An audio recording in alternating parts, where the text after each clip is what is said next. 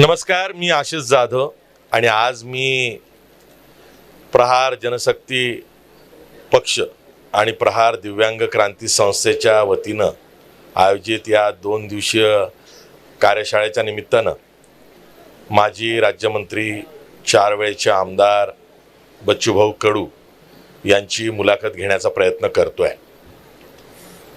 बच्चूभाऊ कडू यांचा माझा संबंध हा जवळजवळ नाही म्हटलं तरी 20-22 वर्षांचा आहे।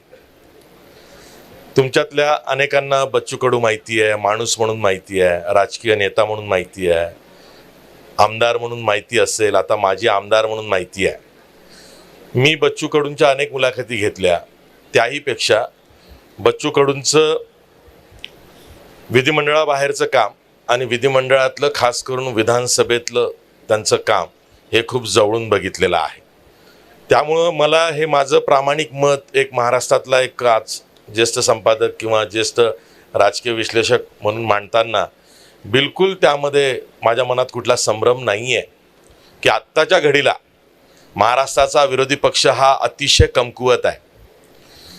ज्यांना विदर्भातलं एक व्यक्तिमत्व जामवंतराव धोटे हे माहिती नाही आहे, तुमच्यातले असे अनेक असतील, कारण दर 8 वर्षांनी राजकीय पिढी बदलते असं म्हटलं जातं। म्हणून अशा मधल्या काळामध्ये 3-4 पिढ्या गेलेल्या आहेत। ज्यांना जामवंतराव धोटे माहिती नाहीत त्यांना बच्चू कडू माहिती आहे। आणि बच्चू कडू हे असं एक व्यक्तिमत्व मी जवळून बघितलं की जे आहे ते आहे। सभागृहामध्ये अपक्ष आमदाराला 2 मिनिटांचा अवधी असतो, बच्चू कडू तिथे 15-15 मिनिटं, अर्धा तास भाषण कसे करू शकत होते? हा प्रश्न मी अनेक वेळा छोट्या मोठ्या पक्षाचे आमदार किंवा अपक्ष आमदारांना सांगत असतो। कारण जे पीठासीन अधिकारी असतात किंवा सत्ताधारी पक्षाचे जे मंत्री सत्ताधारी बाकावर बसलेले असतात त्यांना माहिती आहे की हा माणूस लोकांचं तेच बोलणार आहे। मतदारसंघातले प्रश्न, त्या व्यतिरिक्त शेतकरी, कष्टकरी, बेरोजगार तरुण यांचे प्रश्न विचारणार आहे। तेव्हा मतदारसंघातली कामं आणि लोकांचे प्रश्न असं न ठेवता आपण काहीतरी समाजाचं देणं लागतो म्हणून आमदार बनलेलो आहोत। म्हणजे मला ही खंत राहून वाटते की एकदा लोकप्रतिनिधी हा विधिमंडळात आला किंवा संसदेमध्ये गेला की तो लोकांना विसरतो। बच्चूभाऊंचं तसं कधी झालंच नाही। ते नेहमी कायम हे लक्षात ठेवायचे की मी लोकांमधून आलेला आहे आणि लोकांसाठीच मी इथं आहे आणि त्यांचेच प्रश्न घेऊन मला इथं यायचं आहे। तर असे बच्चूभाऊ मी 20-22 वर्ष बघितले आणि अलीकडचा जो 1.5 वर्षाचा काळ आहे की ज्यामध्ये मागची जी विधानसभा निवडणूक आहे त्यात त्यांचा पराभव झाला, त्यानंतरचा काळ, त्यामुळे त्यांचं महत्त्व माझ्या लेखी खूप वाढलं आहे। आणि आज मी मुलाखत घ्यायला का आलो आहे, मला महाराष्ट्राच्या विरोधी पक्षाला हे सांगायचं आहे, अवसान गाळून, हात गाळून, पाय घरी ठेवून बसू नका। लोकांमध्ये गेल्यावरती लोकांचं जे प्रेम मिळतं ते इथे बघा, यासाठी म्हणून मी इथं आलेलो आहे। बच्चूभाऊ, तुमची ओळख खूप सांगता येईल, इतके मुद्दे आहेत। इतक्यांदा तुमची मुलाखत मी घेतली तेव्हा वेगवेगळ्या पद्धतीनं प्रास्ताविक केलं। आज मला प्रास्ताविक असं करायचं नाही कारण तुमचेच सगळे लोक आहेत, तरी सुद्धा मला पहिला प्रश्न हा विचारायचा आहे। बच्चूभाऊंची पहिली निवडणूक मला आठवते 2004 ची, जेव्हा शिवसेनेला जागा अचलपूर परतवाडा मतदारसंघाची सुटली नाही म्हणून तुम्ही अपक्ष राहिलात आणि समोर वसुधाताई देशमुख सारख्या तेव्हाच्या मंत्री ह्या उमेदवार होत्या, त्यांचा पराभव केला। तेव्हा आम्ही पत्रकार 2004 ला तर मी लोकसत्ताला होतो, आम्ही आलो तेव्हा बच्चूभाऊ आणि बच्चूभाऊचे काही कार्यकर्ते गावागावांमध्ये जात होते। एक असा पिंपासारखा डबा असायचा आणि ते प्रत्येक घरात जायचे तेव्हा लोक 1-1 रुपया टाकायची। आम्ही त्याची बातमी पण केली होती, आम्हाला लक्षातच आलं नाही की काय आहे ते। नंतर जेव्हा आम्ही मतं यांना जेवढी मिळाली ते बघितलं, लक्षात असं आलं ते जे 1 रुपया होता टाकणे ते मत देण्याचं टोकन होतं। जे अशा कल्पना बच्चू कडूंना आधीपासून सुचत आल्या। हे कसं काय, म्हणजे पहिल्यांदा आपण अपक्ष म्हणून एका मंत्र्यांच्या विरोधात निवडणूक लढतोय, आपल्यासोबत कार्यकर्त्यांचं किती पाठबळ आहे नाही आहे हे माहिती नाही आहे, पुन्हा शिवसेनेतनं आपण फुटून अपक्ष उभे राहिलेलो आहोत. आपला आधीचं केडर किती आपल्याला साथ देते माहिती नाही आहे. ती पहिली निवडणूक तुम्ही कशी जिंकलात आणि ते 1 रुपयाचं काय इंगित होतं.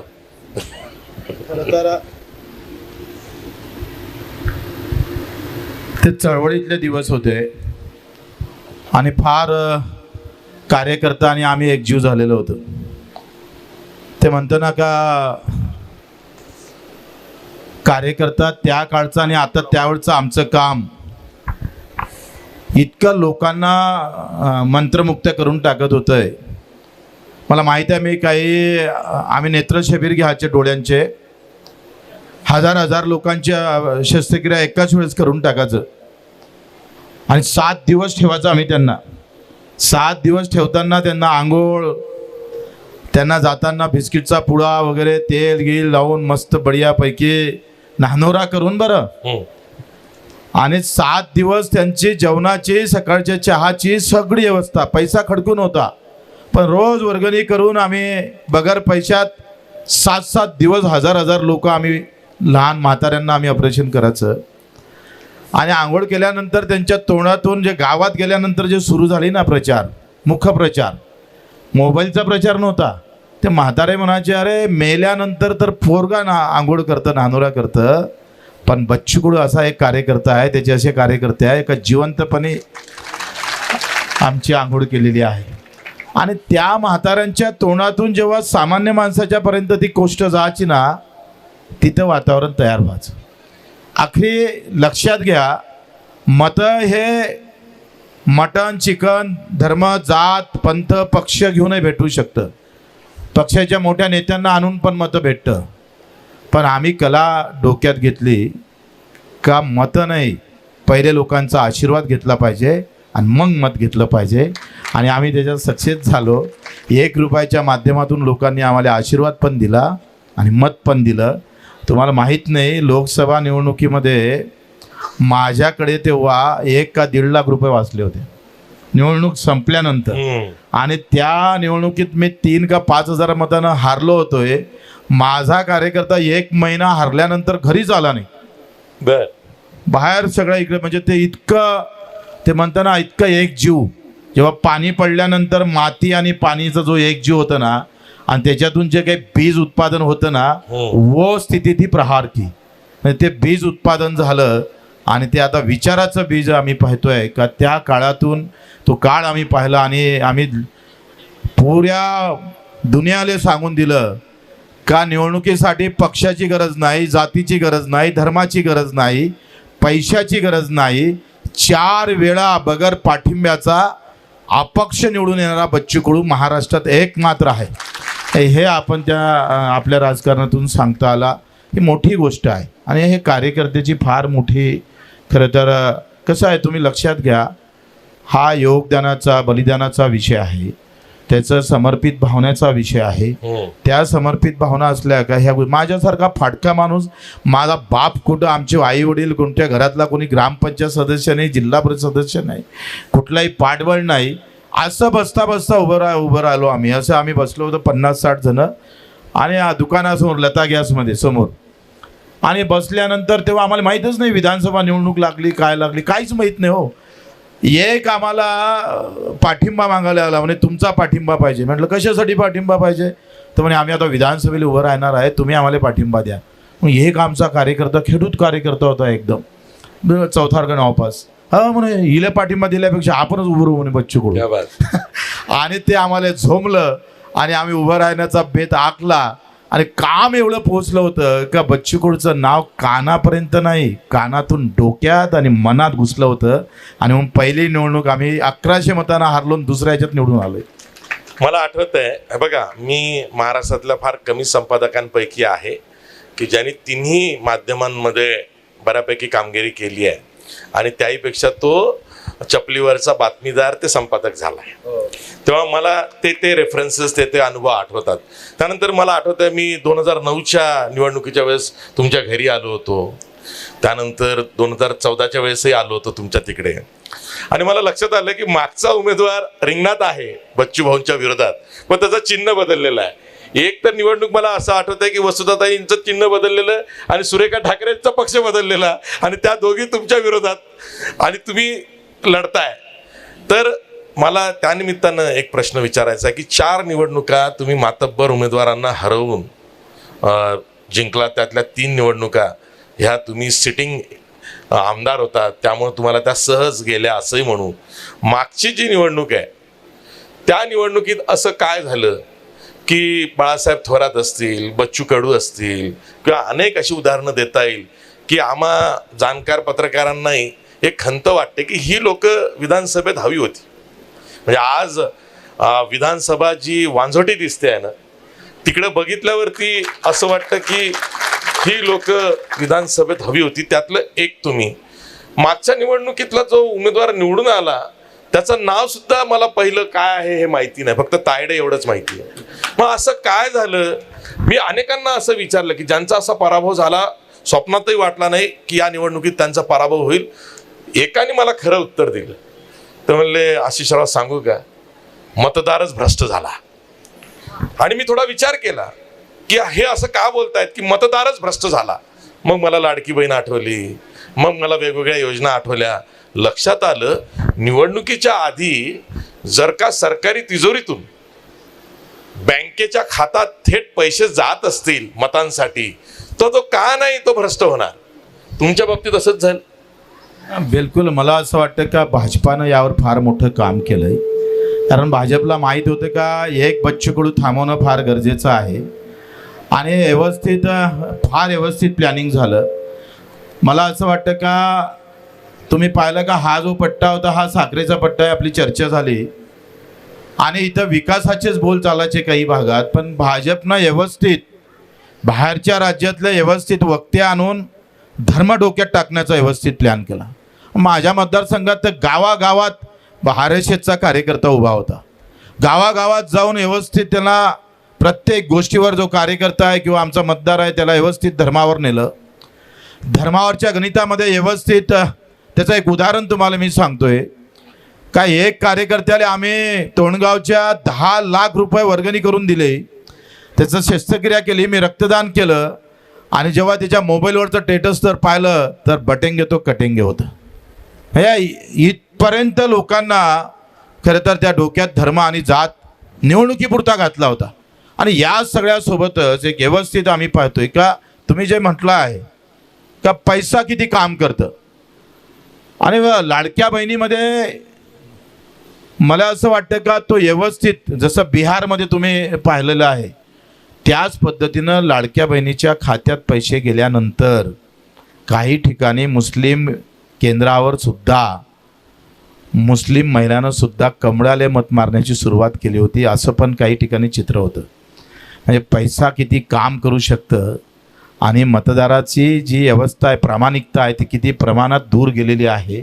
अशा सगळ्या वातावरणामध्ये आम्ही केलेलं 20 वर्षाचं काम तुम्हाला माहीत नाही. मी साध्या मॅसेजवर मतदारसंघाचा 16 महाराष्ट्रातून जरी एक मॅसेज जरी आला तरी त्याचं काम झालं. इतका लोकांना आत्मविश्वास आहे. एवढं काम मतदारसंघात केल्यानंतर सुद्धा वेळेवरचा पैसा आणि उमेदवार तर कुठल्याच याच्यात नव्हता, पारड्यात बसत नव्हता. म्हणजे मी माझ्या निवडणुकीमध्ये 1 खासदार पाडला, 2 पालकमंत्री पाडले, 2 जिल्हा परिषदचे अध्यक्ष पाडले आणि जो उमेदवार निवडून आला तो ग्रामपंचायत सदस्याच्या मला वाटते तोडीत बसत नाही. तो निवडून आला. आखरी RSS ह्या सगळ्या गोष्टी निवड राजकारण करणारा पार्ट्याने लोक लहान विभाजनातून आलेले व्यवस्थित प्लॅनिंग झालं आणि आम्ही कमी पडलो. आम्हाला आत्मविश्वास होता कार्यकर्त्याला का गडी बरोबर करते भाऊ शेवटच्या दिवशी. नाही, हाच एक मुद्दा आहे की नेत्याचा विश्वास त्यांना घडवलेल्या कार्यकर्त्यांवर असतो. मी तुमची कित्येक आंदोलनं बघितली, त्याची बातमीदारी केली, त्याच्या बातम्या संपादक म्हणून करूनही घेतल्या. तुमच्यासोबत मला असं वाटतं 20-25 वर्षापासून कार्यकर्ते जोडलेले आहेत आणि त्यातले फार कमी कार्यकर्ते हे तुमच्यापासून तुटले असतील. म्हणजे कार्यकर्ते तुटत नाही अशातला काही भाग नाही, कारण इतकी प्रलोभनं मिळतात आणि सत्तेसोबत जायला सगळ्यांनाच आवडते. नाही काही तर सत्तेचा हात तरी धरता यावा बाहेरून, असेही असतात. तर तुमचे जे कार्यकर्ते आहेत, कार्यकर्ते नेते घडवतात. तुम्हाला तुमच्या कार्यकर्त्यांची शिदोरी खूप मोठी आहे आजही. बिलकुल जबरदस्त आहे. मला असं वाटतं का मी कालही सांगितलं का 1% कार्यकर्ता गेला असेल. या बदलत्या काळात आमचा कार्यकर्ता बदलत नाही, विचाराशी एवढा घट्ट आहे का मला असं वाटतं का जसं संताजी धनाजी होते ना, की राजा नव्हता महाराष्ट्राला, पण संताजी धनाजी राजासारखाच लढत होता, तसा आमचा कार्यकर्ता आहे आणि त्याच्यावर पूर्ण विश्वास आहे. तो कार्यकर्ता आहे म्हणूनच खरं तर, नाही तर तुम्ही सांगा मी कुठं अचलपूरचं, आणि हे सगळी मंडळी जर पाहिली तर ही सगळी घरातून तुटलेली लोक व आयुष्याची काही शिदोरी यांनी जमा केली नाही यांच्या स्वतःसाठी, पण लोकांची शिदोरी जमा झाली पाहिजे असा कार्यकर्ता मला वाटत नाही महाराष्ट्रात कुठल्या पक्षाजवळ असेल. मी गर्वानं सांगतोय का या कार्यकर्त्याच्या जोरावर महाराष्ट्रात सत्ता कोणाची असू दे, पण उस पर जो अंकुश है ना वो प्रहार काय रहने वाला है. मी विदर्भातून येतो. माझं गाव यवतमाळ जिल्ह्यात आहे. फार दुर्गम ठिकाणी गाव आहे. विदर्भात बहुतांशी शेती ही कोरडवाहू शेती आहे. अमरावती विभाग जो आहे तोच महाराष्ट्रामध्ये सर्वात जास्त सिंचनाच्या दृष्टीनं अनुशेषग्रस्त आहे. त्यातल्या त्यात यांचा जो मतदारसंघ आहे तो माझ्या भाषेत थोडासा सधन मतदारसंघ आहे विदर्भातला, की जिथं संत्रा उत्पादकही आहेत, तिथे शेती पण चांगली आहे, रेगूर काळी जमीन आहे, टाकलं की उगवते. अशा भागात नाही, म्हणजे चांदूर बाजार, अंजनगाव सुरजी, परतवाडा, दर्यापूर हा पट्टा खरंच खूप सुपीक पट्टा आहे. आणि बाकीचा विदर्भ मग तुम्ही जा अकोला, वाशिम, बुलढाणा, काही भाग, यवतमाळ, वर्धा, तिकडं म्हणजे अमरावती विभागच पकडूया, तो तसा कंगाल आहे शेतीच्या दृष्टीनं. आणि सिंचन तर काहीच नाही. धरणही तुमच्याच बाजूला आहे, अप्पर वर्धा धरण. 52 वर्ष लागले विदर्भातलं पहिलं धरण बनायला अप्पर वर्धा. इतका अनुशेषग्रस्त सिंचनाच्या दृष्टीनं भाग आहे. तुमच्यासारखा मतदारसंघातला आमदार, त्याला काय गरज आहे माझ्या गावाच्या बाजूला महागावला जायची आणि शेतकऱ्यांसाठी, खास करून जो कोरडवाहू शेतकरी आहे त्याची व्यथा मांडण्यासाठी. कारण जामवंतराव धोटेनंतर शरद जोशी आले, त्यांचे काही अनुयायी आले, जसे तुमचे बंधू, इतर अनेक जण होते, पण काळाच्या ओघात तेही मागे पडले. कारण कोणाची ऐपत नव्हती, कोणी टिकलं नाही, कोणामागे कार्यकर्ते नव्हते. बच्चूभाऊ, मला हा जो तुमचा पिंड आहे ना, लढाऊ बाणा, शेतकरी आणि त्याची कोरडवाहू शेती हा विषय आहे ना, मी नेहमी म्हणतो की ऊस उत्पादक शेतकऱ्यांना खूप वाली आहे. म्हणजे ऊस उत्पादक शेतकऱ्याची गरज नसताना त्याला मदत करणारे हात आहेत, कारण साखर कारखानदारी त्यांच्यावर जगते. विदर्भातला जो कोरडवाहू शेती करणारा शेतकरी आहे ना, त्याच्या मागे कोणी नाही आहे. त्याला हमीभावही मिळत नाही आणि त्याचे हाल आहेत. त्याच्या कर्जाची जर का तुम्ही तफावत बघाल राज्य बँकेकडे, जी जिल्हा बँकेतून येते, 10 रुपये जेव्हा ऊस उत्पादक शेतकरी कर्ज काढतो तेव्हा त्या तुलनेमध्ये 1 रुपया काढायची पण ऐपत कोरडवाहू शेतकऱ्याची नसते. अशी व्यथा असताना या कोरडवाहू शेतकऱ्याला आपण मदत दिली पाहिजे, त्याला अनुदान मिळालं पाहिजे, त्याच्या शेतमालाला भाव मिळाला पाहिजे, असा वाटणारा एकमेव आमदार तुम्ही आहात. होतात नेते खूप होते. राजू शेट्टी हे पश्चिम महाराष्ट्रातले ऊस उत्पादक शेतकऱ्यांचे नेते. तुम्हाला असं का वाटलं की शेतकऱ्यांचा प्रश्न आता आपण हातातच घेतला पाहिजे? काय होतंय का बरेचदा लोक असं म्हणायचे का कारखाना आला म्हणजे 2-3 कारखाने झाले म्हणजे 10-15 हजार लोकांना रोजगार भेटला म्हणजे मतदारसंघ बरा होईल. मला असं वाटतं त्या कारखान्यात बिहारचे लोक जास्त आहे, छत्तीसगडचे जास्त आहे आणि तिथेही पिवळणूक आहे. म्हणजे रोजगार हा शेतीशिवाय अधिक जास्त ताकदीनं दुसऱ्या काही उद्योगधंद्यात उभा राहत नाही. शेतीतून जर उद्योग उभा राहिला म्हणजे रोजगार मिळाला तर तो कायम स्वरूपी टिकाऊ राहतो. आणि आबानं एकदा म्हटलं होतं विधानसभेत, मी प्रश्न विचारला होता किंवा कोरडवाहू शेतकरी आणि वलताचा शेतकरी, तो कुठल्याही प्रदेशातला असू दे, हा अन्न उत्पादक शेतकरी आहे. आणि मग अन्न उत्पादक शेतकरीच का मरतंय? कारण तुम्ही जर पाहिलं तर गहू, ज्वारी, बाजरी किंवा कांदा असेल का, तिकडे जे काही आपण पाहतोय, तूर असेल, मूग असेल, चना असेल, सोयाबीन असेल, हे सगळे अन्न उत्पादक शेतकरी आहे. आणि या अन्न उत्पादक शेतकऱ्याचं मरण का आहे? कारण खाणाऱ्याला जगवायचं आहे. याला आत्महत्या करायची वेळ काय येतं? हा फ्रूट्स म्हणजे थोडेसे आपण पाहतो ना, थोडंसं पैसेवाल्याचं खाद्य झालं आहे. पण ज्वारी ही सामान्य माणसाची आहे आणि त्याला स्वस्त भेटली पाहिजे या नादात शासन काय करतं, शेतकऱ्याच्या खिशात हात घालून शेतकऱ्याचं धान्य स्वस्त करतं आणि जगात हीच व्यवस्था आहे. परंतु जगाच्या व्यासपीठावर म्हणजे शेतकऱ्याला जपण्याचा पूर प्रयत्न झाला, त्याच्या भावाला संरक्षण देण्याचं काम केलं. भारत एकमात्र देश असा राहिला आहे का त्याला भावाचं संरक्षण भेटलंच नाही आणि त्याच्यामुळं होणाऱ्या आत्महत्या रोज जर आपण पाहिल्या. मी जेव्हा इथे गेलो परभणीला का दोघंही नवरा बायकोनं आत्महत्या केल्या आणि त्याच्या अगोदर हे सगळं ऐकत होतो, तेव्हा आम्ही असा विचार करत दिव्यांगाची लढाई सुरू केली. तेव्हा असं वाटलं का ही लढाई आता म्हणजे आत्महत्या करून थांबत नसेल, सरकार लक्ष घालत नसेल तर आपल्याला उभं राहिलं पाहिजे. आणि निवड मतदारसंघापुरता जो स्वार्थपणा आहे, कारण आमदार असलं मी आमदार राहिलोच पाहिजे, मीच असलो पाहिजे, मरेपर्यंत मीच राहिलो पाहिजे, ते सगळे लोक त्या स्वार्थी भावनेतून त्या मतदारसंघापुरतं विचार करत राहतं. त्याच्या डोक्यात आमदारकी असतं, पण बच्चूभाऊच्या डोक्यात शेतकरी आला आणि महाराष्ट्रभर आम्ही फिरत गेलो.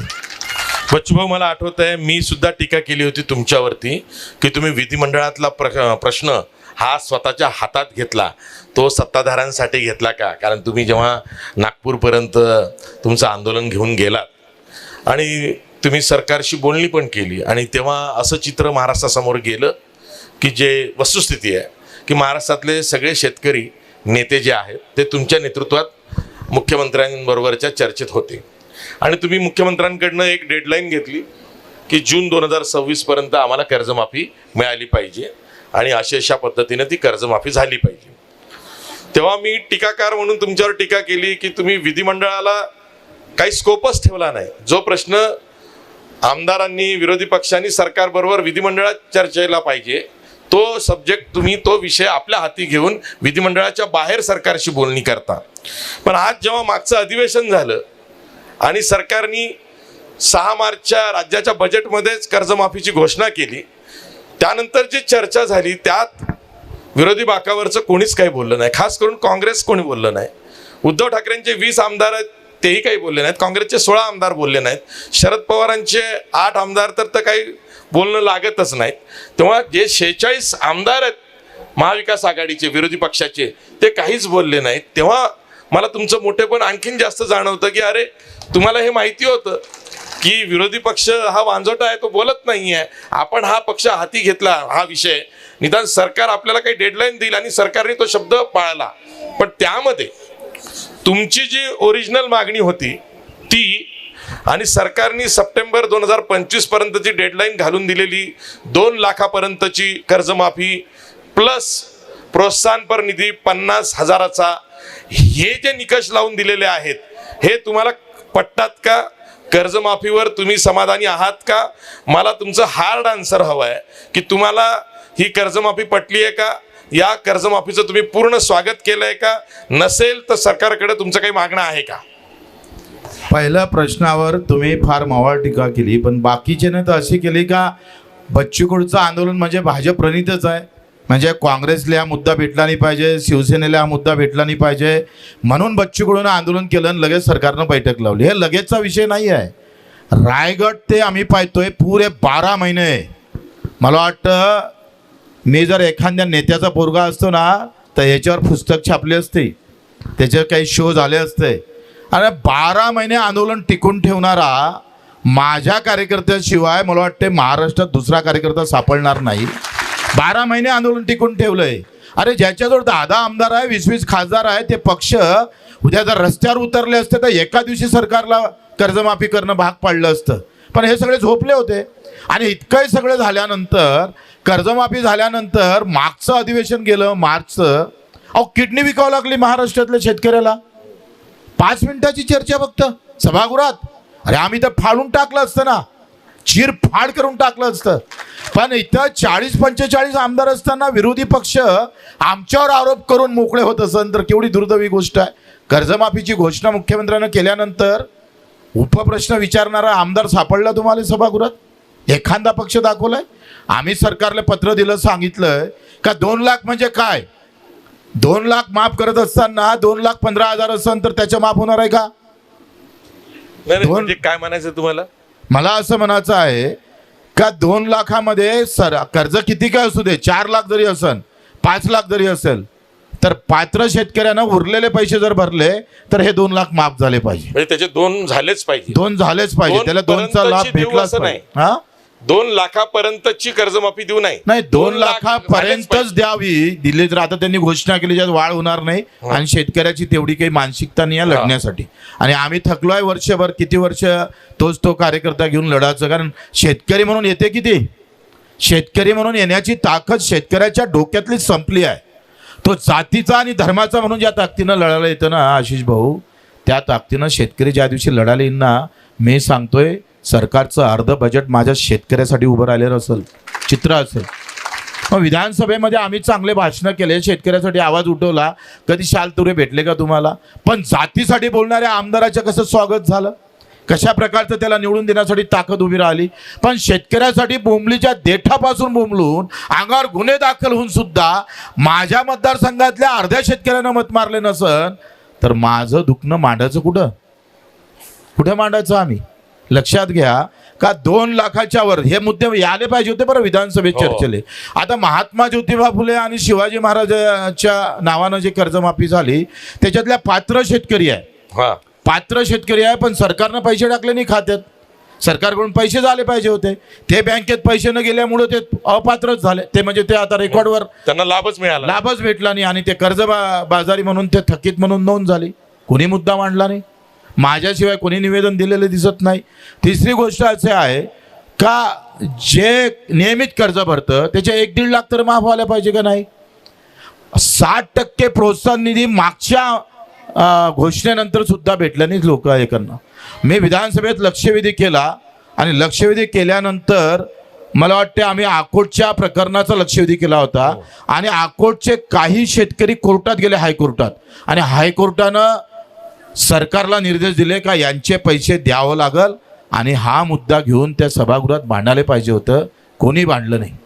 म्हणजे उलट आरोप करणं सोपं आहे. आम्ही जर लढलो नसतं ना तर भाजपानं, मी सांगतोय, ही कर्जमाफी 28-29 दिली नसती, असं चित्र होतं, असं चित्र होतं. पण आम्ही देवाभाऊ योग्य वेळी म्हणणारे, आम्ही सांगायचं आता कोणत्या ब्राह्मणाला आणायचं देवाभाऊ सांगा, म्हणून आता बामण तर येऊ शकला नाही, पण आमचा कार्यकर्ता उभा राहिला आणि तारीख आम्ही दिली, हे लक्षात घ्या. म्हणजे आमच्यावर आरोप झाले तारखेच्या बाबतीत, पण घोषणा झाली, हे आमच्या आंदोलनातलं सगळ्यात मोठं यश आहे. माझा एक पत्रकार सहकारी आलाय आणि तो मला गेटवर असं म्हणाला की आशिष सर, तुम्ही बच्चूभाऊंना काही प्रश्न विचारणार आहात, तुमचे प्रश्न मोठे असतात, त्यात मी काही जात नाही, पण बच्चूभाऊच्या उजव्या हातामध्ये एक गंडा घातलेला आहे. तर म्हणलं तो गंडा नाही आहे, एका महिलेनं पदर तिथं बंधन म्हणून बांधलेला आहे.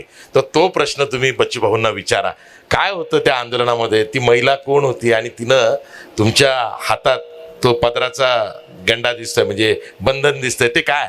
महिलेचं नाव मला माहीत नाही आहे, पण आम्ही 10 किलोमीटर अंतरावर नागपूरला पोहोचायच्या अगोदर ती महिला धावत आमच्याकडे आली आणि आल्याबरोबर तिच्या डोळ्यात पाणी होतं. कारण तिच्या घरचे लोक नेहमी ते आत्महत्या करण्याच्या सगळ्या विचार करत होते आणि तिला एक आशेचं किरण आमच्या माध्यमातून दिसलं असेल आणि तिनं कधी ते साडीचा पदर फाडला माहीतच नाही. फाडल्याबरोबर लगेच तिच्या सगळ्या डोळ्यावरचे, म्हणजे डोळ्यातले थेंब माझ्या हातावर पडत होते आणि ते ही बांधत होती आणि विश्वासानं सांगत होती का कर्जमाफीशिवाय, मुक्तीशिवाय तुम्ही वापस येऊ नका. आणि तिनं आम्हाला एवढी ताकद दिली, तिचा एक आसू म्हणजे आमच्यासाठी लढण्याची ताकद दिली आहे तिने. आणि ते सगळं ऐकून म्हणजे एक भगिनी तिच्या नवऱ्यासाठी किती जीव तोडून, म्हणजे शेतीत पुरत नाही म्हणून कॅन्टीन टाकून ते त्या रस्त्यावर कॅन्टीन टाकत होते, एकटीच सगळं कारभार करायची. आणि म्हणून तिची सगळ्या गोष्टी, म्हणजे तिच्या प्रत्येक शब्द आणि तिची ती कृती अजूनही डोळ्यासमोरून जात नाही. हे मग हे तुम्ही जे बांधलंय बंधन, ते आता कायमस्वरूपी आहे की काय, कसं? नाही विनोबा, पण सोडलाय आता मला वाटतं एक GR निघेल आणि मी एक विचार करतो का जे 1.5 लाखासाठी, हा, म्हणजे नियमित कर्जदार जो आहे त्याला प्रोत्साहन निधी वाढवून भेटण्यासाठी आमचं आंदोलन करण्याची तयारी आहे. पण आम्ही पहिले शेतकऱ्याची परीक्षा घेणार आहोत. आम्ही तसं आंदोलन करणार नाही. कर्जफेड करणारा रस्त्यावर उतरेल असं वाटतं. तो उतरला, आम्ही वर्धा म्हणजे विनोबा भावे ते गांधी सेवाग्रामपर्यंत आम्ही 2 दिवसाची पदयात्रा काढणार आहोत. आणि ते पदयात्रा सरकारसाठी नसणार, शेतकऱ्यासाठी असणार आहे. आणि शेतकऱ्याला आम्ही आवाहन करणार आहोत, एक तारीख दिल्या जाणार, जेवढे शेतकरी ताकदीनं संख्येनं हजर राहिले तर मग तो आम्ही आंदोलन करू. नाही तर आमचं आंदोलन ठरलेलं आहे, जय श्रीराम, हिंदू किसान को कब मिलेगा दाम. हा जो एक नारा मी पण ऐकला आहे की जय श्रीराम, हिंदू किसान को कब मिलेगा दाम. मी अनेक नेत्यांशी बोललो महाराष्ट्रातल्या जे विरोधी बाकावरचे आहेत, आणि त्यांना मी एक प्रश्न केला की तुमची जी वोट बँक आहे त्यामध्ये हिंदुत्व हा विषय नव्हता, पण काही धार्मिक लोक असतात जे भले आंदोलन करणार नाही पण आपले चतुर्थीचा आषाढीचा उपवास करतात, तर तुम्ही त्यांच्या श्रद्धेलाही चॅलेंज करता. तर तुम्ही धर्माला एकदम असं कोपऱ्यात ढकलू नका, कारण श्रद्धा असते, सगळेच धार्मिक असतात. तर तुम्ही सुद्धा भाजपप्रमाणे थोडे श्रद्धाळू व्हा, थोडे धार्मिक व्हा. आणि तुम्ही नेमका तोच मुद्दा उचलला का, जय श्रीराम, हिंदू किसान को कब मिलेगा दाम. काय नेमकं काय म्हणजे लोहे को काटता है तसं काही आहे का? ते म्हणते ना, बगल में छुरी और मुंह में राम. हा जो भाजपचा अजेंडा आहे ना, ते सूर्य आहे ना बीजेपीच्या बगलीमध्ये, ते आम्हाला हिंदूंना दाखवायची आहे. का हे जे सूर्य आहे हे तुम्हाला मारणारी आहे. हे मतासाठी जय श्रीराम आहे, पण यांच्या बगलीत सुरी पक्की आहे. मला एक सांगा, दंगलीतलाच हिंदू मेला म्हणजे हिंदू मरतं का? शेतकरी रोज 12 ते 13 शेतकऱ्याची आत्महत्या होते, तो हिंदू नाही आहे का? मग तुमचं हिंदुत्व जाते कुठं? तुम्ही त्याच मुद्द्याला पकडून जे हिंदुत्वाची गोष्ट करता ना, मान्य आहे आम्हाला हिंदुत्व, पण तुमचं हिंदुत्व दंगलीपुरतं मर्यादित आहे, मतं घेण्यापुरतं मर्यादित आहे. आमचं हिंदुत्व भाव देण्यासाठी आहे, हे आम्हाला दाखवून द्यायचं आहे. मग त्यासाठी कुठं काय म्हणजे तुम्ही केंद्रीय मंत्री शिवराज सिंग चौहान 9 ऑगस्ट क्रांती दिनी आम्ही शिवराज चव्हाणांच्या केंद्रीय कृषी मंत्र्याच्या घरापर्यंत जाणार आणि तिथं नारळ फोडून सुरुवात करणार जय श्रीरामची. आणि अयोध्यामध्ये जय श्रीरामाचं महायज्ञ करणार आहे. काय हे सगळी बुद्धी जी आहे, रावणी राक्षसी बुद्धी जी BJPमध्ये आहे, ते थोडी कमी होते आणि खरा प्रभू रामचंद्र यांच्या डोक्यात येऊ दे. ज्या प्रभू रामचंद्राच्या काळामध्ये एकही आत्महत्या होत नव्हती, आदर्श म्हणून प्रभू रामचंद्राला पाहत होते, जनतेसाठी सीतेला पण अग्निपरीक्षा द्यावी, अशा राजाचं खरं तर महत्त्व आम्ही सांगतोय. राजगादी सोडून वळवंटात जाणारा प्रभू रामचंद्र आणि हे वळवंट करून गादीवर बसणारे हे भाजपांना जय श्रीराम कळला नाही, तो आम्ही त्यांच्या डोक्यात घातल्याशिवाय राहणार नाही. बच्चू भाऊ, मला माहिती नाही या आधी कोण्या मुलाखतकारांनी तुम्हाला हा प्रश्न विचारला होता की नाही. तुम्ही शिवसेनेत होतात, स्वर्गीय शिवसेना प्रमुख बाळासाहेब ठाकरेंच्या शिवसेनेत होतात. मला आठवत आहे तुम्ही तालुका प्रमुख होतात शिवसेनेचे. तेव्हा तुम्ही कोणत्या विचारांनी शिवसेनेबरोबर जोडले गेला होतात, हिंदुत्वाच्या की कोणत्या? कारण तेव्हा बाळासाहेब पूर्णपणे हिंदुत्वाचा अजेंडा चालवत होते. म्हणजे तुमचाही पिंड तो आधी होता ना, जर का त्या बाबतीत तुम्ही शिवसेना जॉईन केली होती. सगळ्यात महत्त्वाचं, बाळासाहेबाची स्टाईल आम्हाला फार खेचून नेली होती. म्हणजे हिंदुत्वापेक्षा ते स्टाईल होती ना बाळासाहेबांची, का होय सगळे भाजपवाले पळत होते, आम्ही पाळलं नाही मंदिर, पण बाळासाहेब हिंदुस्थानात एकटे सांगत होते, हमने गिराया, हमारे शिवसैनिक ने गिराया, फिदा हो गया. कसं आहे, आखरी धर्मासोबत सत्यता किती आहे ते फार महत्त्वाची आहे, आणि ती सत्यता आम्ही बाळासाहेबमध्ये पाहिली होती. म्हणजे जे काही बोल होते ना, त्या बोलातलं कधी कधी आम्ही म्हणतो ना का तुम्ही कुठल्या विचाराच्या याच्यापेक्षा तुमची पद्धत काय आहे. कधी कधी विचार तो जो असतो ना, तो बाजूला जाऊन त्या पद्धतीवर लोक तुटून पडतात. तर ते खरं तर आमचं त्यावेळेच त्याच्या मागचं कारण होतं. बच्चू कडूंचं राजकीय विश्व हे थोडं कमी असेल, जेवढं सामाजिक विश्व जास्त मोठं आहे, कारण तुम्ही लोकांमध्ये आहात. पण मी मुंबईत आज 30 वर्ष झाले, आणि मी तुम्हाला जेव्हा बघितलं, तुमच्यामध्ये सुद्धा बच्चूभाऊ स्थित्यंतर दिसली. म्हणजे आधी तुम्ही मुंबईला कुठचाही रुग्ण असेल तर त्याला हॉस्पिटलमध्ये बेड कसा मिळेल यासाठी मी तुम्हाला झगडताना बघितलं. त्यानंतर तुम्ही मनोरा आमदार निवासमध्ये रक्तदान शिबिर, इतर प्रकारचे वैद्यकीय शिबिर भरवत होतात. त्या सगळ्या कल्पना ह्या तुम्ही प्रत्यक्षात आणल्या होतात. आणि आता तुम्ही एक प्रश्न हाती घेतलेला आहे तो म्हणजे अपंगाचा, ज्यांना आता दिव्यांग म्हटलं जातं. आणि महाराष्ट्रामध्ये तुम्हीच एकमेव दिसता की जो सातत्याने हा प्रश्न लावून धरता. तर असं काय, ही लोकसेवेची भावना किंवा खास करून मानव सेवाची भावना ही कुठून आली? त्याला एकच आहे का सगळेजण राजकारणासाठी आणि राजकारणापुरतं करतात. मताशिवाय दुसरं काही करायची मानसिकता नाही. आणि दिव्यांगाचं काम आम्ही मतासाठी करत नाही, त्यांच्या आशीर्वादासाठी करतो. आणि म्हणून आम्ही तो प्रश्न हाती घेतलेला आहे. लक्षात घ्या का आम्हाला माहीत है कि हम प्रभु रामचंद्र के अयोध्या में भी जाए या बालाजी के दर्शन में जाए, जो पुण्य नहीं मिलता ना वो मेरे दिव्यांग भाई से मिलता है. आणि म्हणून त्यासाठी आमची ही लढाई आहे. माझ्या दिव्यांगाच्या चेहऱ्यावरचा आसू, त्यांचे आनंद अश्रू माझ्यासाठी यज्ञापेक्षाही मोठे ठरतं. आजच्या लोकमतच्या सर्व आवृत्त्यांमध्ये पहिल्या पानावर दिव्यांगांची एक बातमी छापून आली आहे. मी आवर्जून तुम्हाला वाचून दाखवतोय आणि मला त्यानिमित्तानं या प्रश्नाला हात घालायचा आहे. तुकाराम मुंडे हे दिव्यांग सक्षमीकरण विभागाचे सचिव आहेत. त्यांचं विधान असं आहे की आता 7 नव्हे 21 प्रवर्गातील दिव्यांगांना योजनांचा लाभ मिळेल. सरकारकडून स्पष्ट एक संघ सर्वसमावेशक धोरण हे आम्ही आखू. दिव्यांग व्यक्ती हक्क अभियान 2016 अंतर्गत निर्धारित करण्यात आलेल्या सर्व 21 प्रवर्गातील दिव्यांग व्यक्तींना राज्य शासन तसेच तत्सम यंत्रणांच्या विविध योजना, सवलती, लाभ, अनुदान व इतर सुविधांसाठी पात्र ठरवण्याचा निर्णय घेण्यात आला आहे. हा निर्णय दिव्यांग व्यक्तींच्या सक्षमीकरणाच्या दिशेनं महत्त्वपूर्ण टप्पा ठरणार आहे. यामुळे राज्यातील अधिकाधिक दिव्यांग नागरिकांना शासनाच्या योजनांचा प्रत्यक्ष लाभ मिळणार आहे. तुकाराम मुंडेंनी ही माहिती दिली. तुमची कार्यशाळा आहे म्हणून दिली की काय? तुकाराम मुंडेंचं आम्ही स्वागतच करतो. एक चांगला अधिकारी म्हणून त्यांची ओळख आहे. परंतु त्यांनी एक शासन निर्णय केला आहे. एका इकडे ते 27 लोकांना अनुदान द्यायचं बोलतं आहे, पण त्यांनी आता एक शासन निर्णय काढला का तात्पुरतं दिव्यांगाचं प्रमाणपत्र असेल तर त्यांना आम्ही मानधन देणार नाही. ते हा त्याचा निषेधच आहे. एका इकडे आपण 21 जणांना द्यायचं कबूल करतो, पण ज्याची योजना चालू आहे मानधन ते तात्पुरतंच 20-20 वर्ष. हे आमची इकडे प्रथा कशी आहे माहीत आहे का? प्रमाणपत्र तुमचं अपंगत्व 20 वर्षासाठी, याचं अपंगत्व 10 वर्षासाठी, याचं 4 वर्षासाठी. हा काय प्रकार आहे? आणि मग 4 वर्षासाठी तो अपंगत आहे तर मग मानधन द्यायला काय अडचण आहे? बरोबर. दुसरी गोष्ट, हे कसं झालं माहिती आहे का? दुःख झालं, अति दुःख झालं, आनंद झाला, अत्यानंद झाला. अरे आनंदच आहे, त्याच्यात कसं मोजमाप करणार? बरोबर, दुःखच आहे.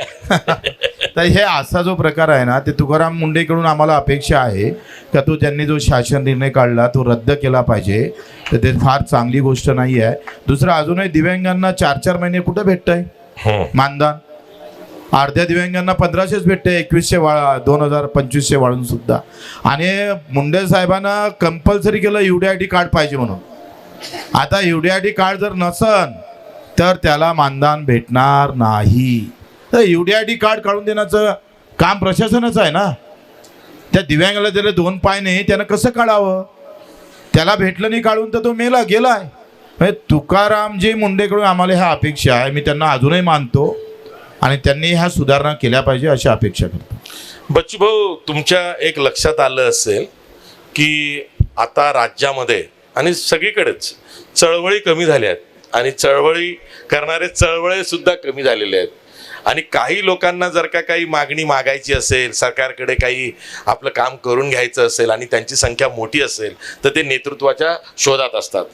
तुमचा एक सहकारी आहे तो बेरोजगार तरुणांचे, खास करून जे स्पर्धात्मक परीक्षा देणारे जे उमेदवार असतात त्यांचं नेतृत्व करत होता, तो तुमच्या सोबत आहे, महेश बडे.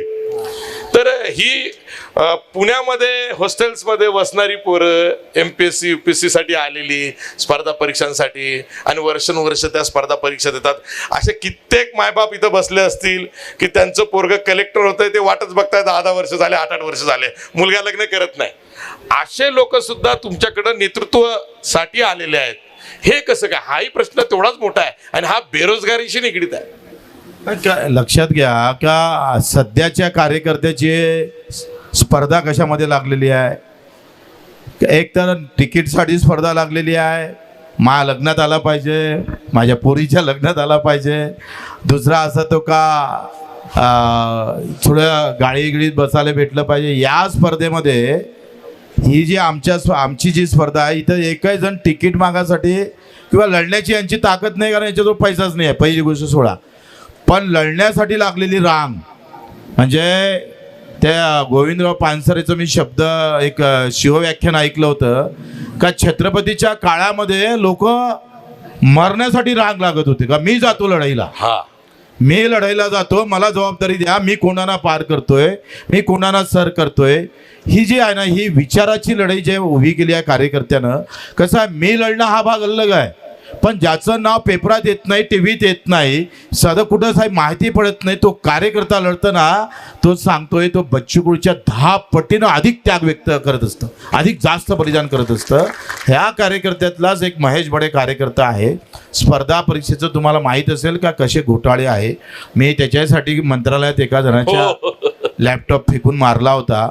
तो IT चा संचालक होता आणि तो काय म्हणत होता माहीत आहे, आम्ही सगळ्या महेश बडे आम्ही सगळ्यांना सांगितलं की बाबा अशा प्रकारच्या कॉपी पुरवल्या जाते, असे सगळं मोबाईल तिथं पुरवल्या जातं आणि सर्रास कॉपी सुरू आहे.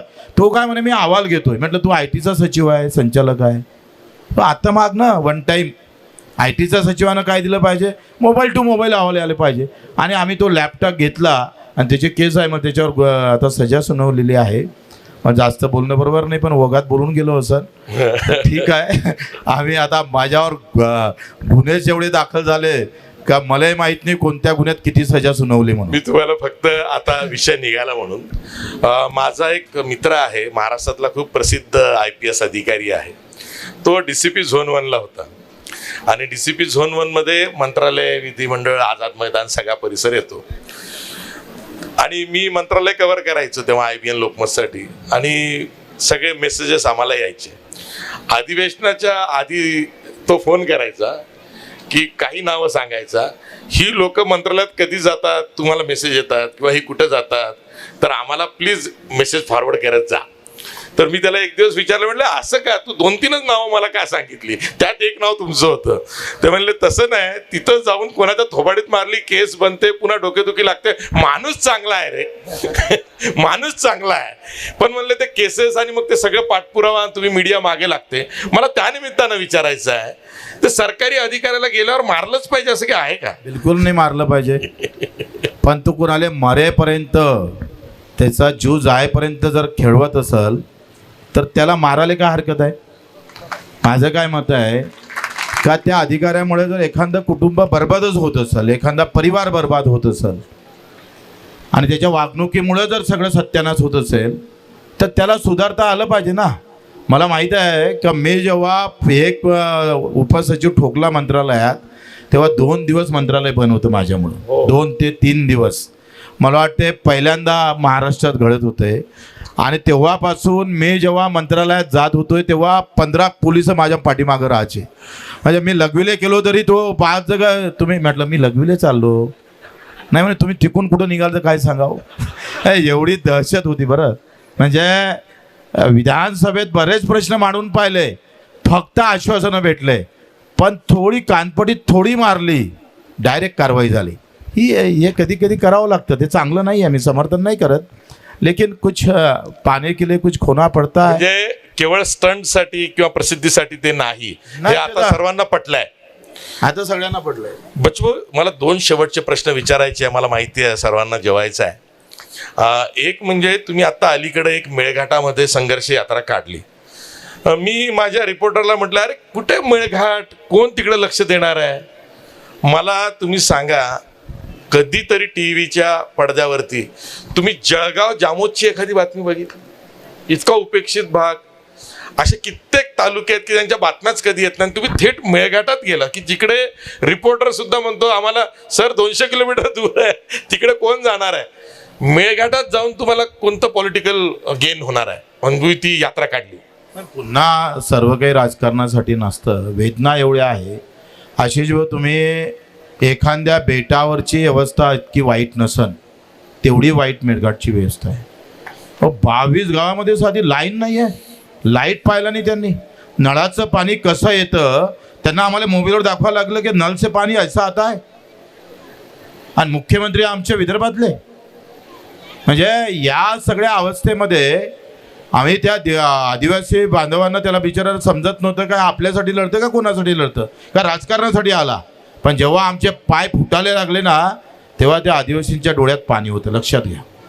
त्याने म्हटलंय का हमने जितना मेड़घाट घुमा नहीं उतना बच्चू कडू पैदल चला है और आज के बाद यही हमारा भगवान है. ह्या ज्या भावना आहे ना ह्या भावना माणसाला मोठ्या करतं. आमदारकी नसून सुद्धा आम्ही कर्जमाफी करू शकतोय. दिव्यांगाचा 2,500 रुपये महिना आम्ही वाढवू शकतोय. म्हणजे जे सभागृहात जाऊन काही करू शकले नाही ते आम्ही ग्रामसभेतून थेट विधानसभा आम्ही घेरली. हे काही लहान गोष्ट नाही आहे. ह्या आशीर्वादासाठी करावं लागतं. मी नेहमी सांगतोय का हे जे करतो ना आम्ही हे आशीर्वादासाठी करतो आहे. आणि हा जेव्हा आशीर्वाद भेटतो ना सामान्य माणसाचा तर कोणाच्या डोक्यावर कोणाचा आशीर्वाद असू द्या सामान्य माणसाचा आशीर्वाद खाली जात नाही. हे बच्चू कडूला माहीत आहे. आम्हाला माहीत आहे पूर्ण. आणि तो आशीर्वादासाठी खटपट सुरू है आमची. चुनाव तो आते जाएंगे और जाएंगे भी. हार भी जाएंगे जीत भी जाएंगे. उससे क्या मतलब है. जो जीते उन्होंने क्या किया है सभागृह में.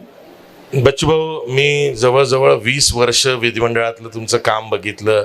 तुमची राजकीय कारकीर्द राजकीय प्रवास तुम्हाला जवळून समजलं आहे.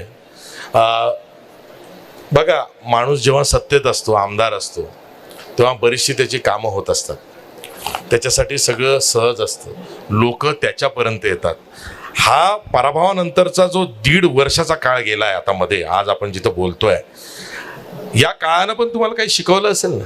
आणि याच काळामध्ये आत्ता अलीकडं नगरपालिका निवडणुका झाल्या, नगर परिषदा निवडणुका झाल्या, जिल्हा परिषद निवडणुका झाल्या, महापालिका निवडणुका झाल्या. पुढचं तर तुमच्या पट्ट्यामध्ये 20 जिल्हा परिषदांच्या निवडणुका आहे. एक प्रहार जनशक्ती नावाचा पक्ष तुम्ही चालवताय. या 1.5 वर्षानं तुम्हाला काही तर पुढे जाण्यासाठी उभारी दिली असेल. छत्रपतीचे 23 किल्ले गेल्यानंतर 350 झाले. लक्षात घ्या.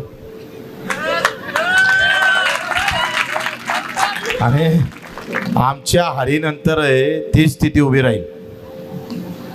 म्हणजे आज लोक तोंडात बोट टाकत आहे की हारने के बाद भी जीता है घडी. म्हणजे सभागृहात नसून सुद्धा आणि पक्षात कुठलाही आमदार नसताना सुद्धा एवढ्या ताकदीनं उभा राहणं हे काही सोपं नाही आहे. लक्षात घ्या. 3 दिवस वेगळं उपोषण, 7 दिवस वेगळं उपोषण, 550 किलोमीटर आम्ही चाललो असेल आणि सातत्य ठेवलं हे काही सोपं नाही आहे. हे फार कठीण आहे. तुम्ही पाहिले पक्षाचे नेते घरातच दिसतात फक्त ते टीव्हीवर. लोक कधी दिसतात ना सत्तेतले दिसत ना विरोधातले दिसत. बच्चू कडू दिसतंय तो नेत्या लोकांमध्ये. यही तो पहचान आहे हमारी. आणि हे पडल्यानंतर अधिक ते वाढलं याचा खरा आनंद आहे. पडणं तर कधीच विसरलो आम्ही. पडणं आम्ही कधीच विसरलो आहे. त्याच्यानं मला असं वाटतं का या पडण्यात ज्या लोकांना आनंद झाला होता ना त्यांना आता हा प्रश्न विचारा का तो आनंद कायम आहे काय म्हणून. वो खुशी उनपे नहीं है. अभी तो गम में जी रहे बेचारे. बघा, मी एका चॅनलचा संपादक आहे. आधी काही टी व्ही चॅनलचा संपादक राहिलो आहे. प्रिंटमध्ये काम केलं, टी व्हीमध्ये काम केलं आणि आता डिजिटलमध्ये काम करतोय. बच्चू कडू एखाद दुसरा असा नेता आहे म्हणजे आफ्टर अजित पवार बच्चू कडूंना TRP आहे. बच्चू कडूंना व्ह्यूज आहे. बच्चू कडू जर काही अमरावतीत किंवा अचलपूरलाही बोलले तर त्यांची बातमी लागते. ती न्यूसन्स व्हॅल्यू किंवा उपद्रव मूल्य बच्चू कडूंचं कामामुळं आहे. बच्चू कडूंची एक ओरिजिनल स्वतःची स्टाईल आहे. मी त्यांना नेहमी राईट फ्रॉम डे 1 दिवारचा अमिताभच म्हणत आलो आहे की मला त्यांच्याकडे बघितलं की तो दिवारचा जो अमिताभ बच्चन तो पहिल्या सीनमध्ये मारून बाहेर येतो ना त्या गोडाऊनमध्ये आणि त्यात नळाच्या खाली जातो तो आंघोळ करतो तेच बच्चू कडू आठवतात. बच्चू कडूमध्ये बदल झाला नाही. म्हणजे कालही मी बघितल्यावरती माझ्यासोबत इंटरनॅशनल फिल्म फेस्टिवलमध्ये ज्युरी असणारे नरेंद्र बंडवे आले आहेत. ते म्हणले हा माणूस 20 वर्षापासून तसाच आहे. हे काय म्हणजे बघा तब्येतीचं पण एक रहस्य असते माणसाच्या. बच्चू कडू एव्हरग्रीन कसे काय. काय जशी जनता आहे तसा बच्चू कडू आहे. जैसा कार्यकर्ता आहे वैसा बच्चू कडू आहे. आणि आम्ही हे न विसर आमच्या डोक्यात कायम छत्रपती बाबासाहेब भरलेले आहे. त्याच्यानं त्यांच्या इतिहासातला एक पन्ना जरी झालो ना, एका पानाचा जरी इतिहास लिहू शकलो ना, तर आयुष्याचा धन्य झालो असं आम्ही समजू. आणि त्याच्यासाठी हे सगळे पराकाष्ठ सुरू आहे. आम्ही ठरवलं आहे की 90 साल जरी जर जगलो ना मी, तर 90व्या वर्षात जर मी असेल तर त्या वर्षी माझं आंदोलन कुठं चालू असेल ना, त्याचा पण आलेख आम्ही लिहून ठेवलाय कागदावर की मैं कहा रहूंगा उस टाइम. आणि आता लोक जगतात बरं 90 वर्षापर्यंत. तर 90 वर्षाचा आहे बच्चू कडू. तुम्हाला सांगून देऊ का, ये रहेगा बच्चू कडू आगे. क्या बात. पण आशिषजी खरंच आपलं आभार आहे. तुम्ही मला फार जवळून पाहिलं, टीकाय केली आणि आम्हाला सांभाळलं. पण सांभाळण्यापेक्षा जे होतं ते मांडण्याचा प्रयत्न केला. आजकाल टी व्ही चॅनल आपण फाटके माणसं न्यूज हे समीकरण कुठंच जुळत नाही. तुम्ही ते मात्र तोडून इथं आलात, त्याबद्दल लाख लाख धन्यवाद. नाही आपण बच्चू सगळ्यांनी कडूंसाठी. टाळ्या वाजून स्वागत करा. काल जसे आमचे बडे आले तसे तुम्ही आज जाधव आले. आणि दोनही नाव मोठे आहे. जाधव म्हणजे जिजाऊचं माहेर आहे, त्याच्यामुळे तुमच्या नावाला दम आहे, जिनं छत्रपती दिलेला आहे आडनावाला. खरं तर म्हणून धन्यवाद आपलं. थँक्यू.